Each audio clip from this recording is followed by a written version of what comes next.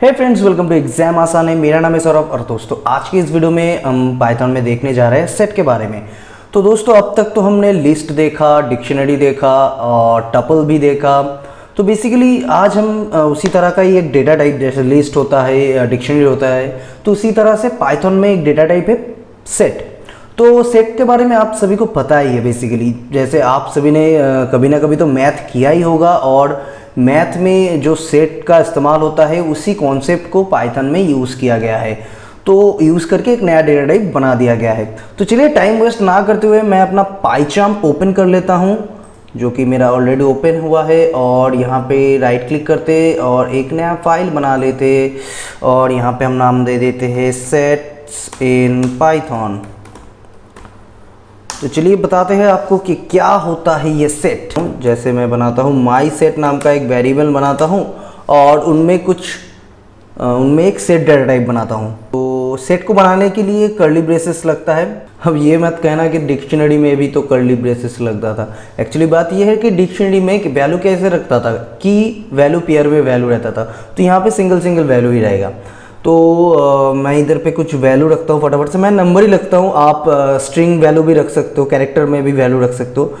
मैं यहाँ पे फॉर एग्जांपल 8, 9, 10, 4, 5, 8, तो इतना सारा वैल्यू मैंने रख दिया। अब मैं अगर इसको प्रिंट कराता हूँ, प्रिंट माई सेट, तो देखिए तो ये तो प्रिंट तो हो जाएगा। ये तो जाहिर सी बात है, ये प्रिंट हो गया। मैं अगर इसका डेटा टाइप देखना चाहता हूँ तो कैसे देखूँगा? प्रिंट टाइप लिखेंगे हम इधर पे टाइप, और इसके अंदर हम पास कर देंगे वो वेरिएबल माई सेट। तो चलिए इसको रन करते हैं। तो देखिए यहाँ पे क्लास क्या बता रहा है? सेट बता रहा है। ठीक है, तो अगर मैं इस ब्रैकेट को हटा दूँ और इसको ऐसे लिखूं, तो कंट्रोल एस करते हैं और इसको रन करते हैं। तो देखिए ये अब क्लास लिस्ट बता रहा है। तो ये बेसिकली हमारा लिस्ट था। ठीक है, तो अब एक चीज़ आप ध्यान दीजिए कि लिस्ट में अगर मैं फिर से इसको रन करता हूँ, कंट्रोल एस करके रन करते हैं, तो देखिए ये ध्यान देने वाली बात है कि लिस्ट में क्या हुआ है, अब हमने इतना सारा वैल्यू रखा है लेकिन प्रिंट क्या हुआ? देखिए यहाँ पे जो रिपीटेटिंग वैल्यूज़ है वो नहीं प्रिंट हुआ। मतलब कि यहाँ यही डिफरेंस है लिस्ट और सेट में। सेट में क्या होता है? रिपीटेड वैल्यू नहीं प्रिंट होगा। मतलब मैं इसको और भी अगर छोटा कर दूँ समझाने के लिए, फॉर एग्जांपल 8, 9 एंड 8 करता हूँ, तो देखना कि 8 और 9 प्रिंट होगा। देखिए 8 और 9 प्रिंट हुआ है। ठीक है, और इसका वैल्यू जब प्रिंट होगा तो असेंडिंग ऑर्डर में प्रिंट होगा। देखिए पहले 8, अगर मैं पिछला वाला ही कर दूं, देखिए इसको रन करते हैं, तो देखिए पहले 4 आया, फिर 6, 7, 8, 9, 10, इस तरह से, मतलब असेंडिंग ऑर्डर में आएगा। ठीक है, तो आप अगर मैं एक एग्जांपल देता हूं कि आपके पास कोई लिस्ट है और उस लिस्ट के यूनिक वैल्यूज़ को आप प्रिंट करके देखना चाहते हो, तो आप उस लिस्ट को आप सेट बना लो और आपको यूनिक वैल्यू मिल जाएगा। मैं दिखाता हूँ कैसे कि मान लीजिए फॉर एग्जांपल मैं इसको ही लिस्ट कर देता हूँ, मैं इसको ही लिस्ट बना देता हूँ और इस लिस्ट को हम क्या बनाएंगे? सेट बनाएंगे। ठीक है, तो अगर इस लिस्ट को हम सेट बना दें, फॉर एग्जांपल माई सेट, अगर मैं इस तरह से कुछ कर दूँ कि my set is equal to, इसको मैं लिस्ट नाम दे देता हूँ, माई लिस्ट, और माई सेट नाम का एक नया वेरिएबल बना लेते हैं और उसके अंदर मैं क्या करने वाला हूँ? मैं इस लिस्ट को मैं सेट बनाऊंगा। ठीक है, तो उसके लिए हम क्या करेंगे? लिखेंगे सेट और सेट के अंदर इस माई लिस्ट को डाल देंगे। कंट्रोल सी करते हैं, कंट्रोल वी करते हैं। ठीक है,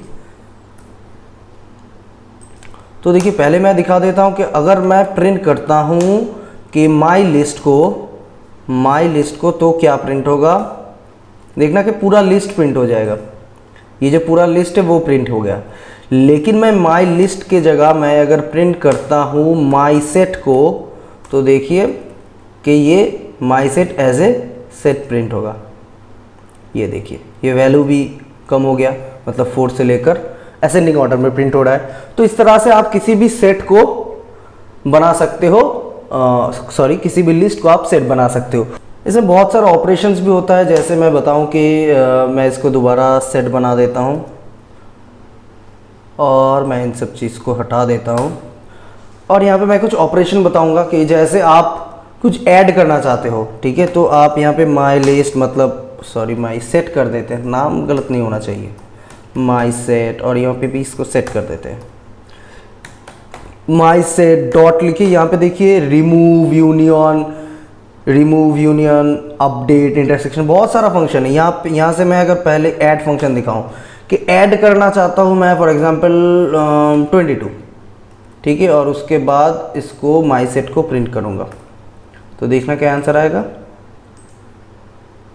तो देखिए 22 ऐड हो गया, ठीक है। तो उसी तरह से और भी फंक्शन, जैसे मैं बताऊँ कि my set dot remove function होता है। रिमूव फंक्शन में अगर मैं कुछ वैल्यू रिमूव करना चाहता हूँ, जैसे मैं 10 को रिमूव करना चाहता हूँ, तो कंट्रोल एस करते हैं और इसको रन करते हैं, तो देखिए ये 10 रिमूव हो गया है। ये सब चीज़ें आपको बनाए मिल जाएंगे, आपको जस्ट सर्च करना है और बहुत सारा फंक्शन मिल जाएगा। यहाँ पे पॉप भी है, ठीक है, और एक फंक्शन है रिमूव का, जैसे होता है रिमूव। मैं अगर रिमूव ना करके मैं फॉर एग्जांपल मैं इधर पे कुछ ऐसा लिखता हूँ 77, जो कि यहाँ पे है ही नहीं, तो देखिए ये क्या देगा, ये हमको एरर बताएगा क्योंकि 77 वैल्यू यहाँ पे नहीं है। लेकिन मैं अगर रिमूव की जगह यहाँ पे डिस्कार्ड यूज़ करूँ, डिस्कार्ड 77, तो देखिए वैल्यू यहाँ पे नहीं है, वैल्यू सेट पे नहीं है, लेकिन ये फंक्शन चल जाएगा, मतलब हमको कोई एरर नहीं मिलेगा। अगर डिस्कार्ड क्या करता है, अगर हो तो डिलीट करो वरना ना करो, ठीक है। तो ये है रिमूव और डिस्कार्ड फंक्शन बेसिकली। और सेट पे जितने भी ऑपरेशन होते हैं वो भी यहाँ पे परफॉर्म किया जा सकता है। जैसे कि मैं अगर बताऊँ कि एक ऑपरेशन होता है यूनियन, इंटरसेक्शन, आपको पता है बचपन में जो मैथ किया था आपने। तो यहाँ पे मैं इस लिस्ट को थोड़ा सा छोटा कर देता हूँ, सेट को, और यहाँ पे मैं 2 सेट बनाता हूँ। एक इसका नाम देते हैं माई सेट 1 और एक बना लेते हैं, इसको ही कॉपी कर लेते हैं, और एक बना लेते हैं माई सेट 2। और यहाँ पे वैल्यूज़ थोड़ा यहाँ पे 3 डाल देते हैं, ठीक है। तो चलिए इसको मैं अगर यूनियन करूँ, ठीक है, तो कैसे करूँगा यूनियन, देखिए तो देखिए मैं एक नया वेरिएबल बनाता हूँ, माई सेट 3 नाम का एक वेरिएबल बनाता हूँ, और वहाँ पे लिखता हूँ माई सेट 1 डॉट यूनियन, और यूनियन, और उसके अंदर मैं माई सेट 2 को पास कर देता हूँ, ठीक है। तो मैं माई सेट 1 के साथ इस सेट का यूनियन करना चाहता हूँ, करके मैं इसका आंसर देखना चाहता हूँ। मैं यहाँ पे प्रिंट भी कर लिया, ठीक है। तो चलिए इसको रन करते हैं, देखना कि आंसर क्या आएगा। आपको पता है, आपको अगर सेट का यूनियन पता है तो देखिए यहाँ पे सिर्फ कॉमन वैल्यूज़ को लिया गया है, मतलब 8, 9, 10 एंड 3। तो देखिए यहाँ पे कॉमन वैल्यूज़ को सिर्फ प्रिंट किया गया है। उसी तरह से मैं अगर यूनियन की जगह मैं अगर लिख दूँ यहाँ पे इंटरसेक्शन, तो देखिए यहाँ पे क्या प्रिंट होगा, तो यहाँ पे सिर्फ कॉमन वैल्यू प्रिंट किया है। यूनियन में क्या होता है, जो चीज़ यूनिक है वो तो प्रिंट होता है, साथ ही साथ और भी जो है सब कुछ प्रिंट हो जाता है। और इंटरसेक्शन में क्या होता है, इंटरसेक्शन में बेसिकली यूनिक वैल्यूज प्रिंट होता है। ये सब मैथ के कॉन्सेप्ट है, मैं ज़्यादा नहीं जाऊँगा, ठीक है। तो ये बेसिकली सेट का कॉन्सेप्ट है, यूनियन, इंटरसेक्शन है, और भी बहुत सारा चीज़ है जो भी आप मैथ्स में यूज़ करते हो, जैसे कि सिमेट्रिक डिफरेंस है, सिमेट्रिक अपडेट है।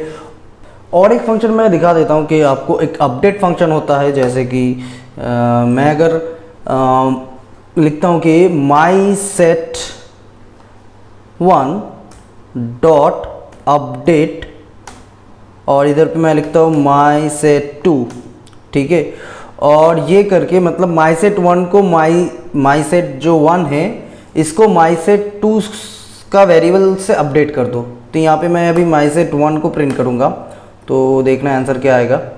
तो अपडेट हो जाएगा, सारा वैल्यू इधर पे आ जाएगा, मतलब 3, 8, 9, 10 सभी हो जाएगा, मतलब one type of union. Set में बहुत सारा इस तरह का फंक्शन है, तो आप थोड़ा एक्सप्लोर करो, थोड़ा सर्च करो।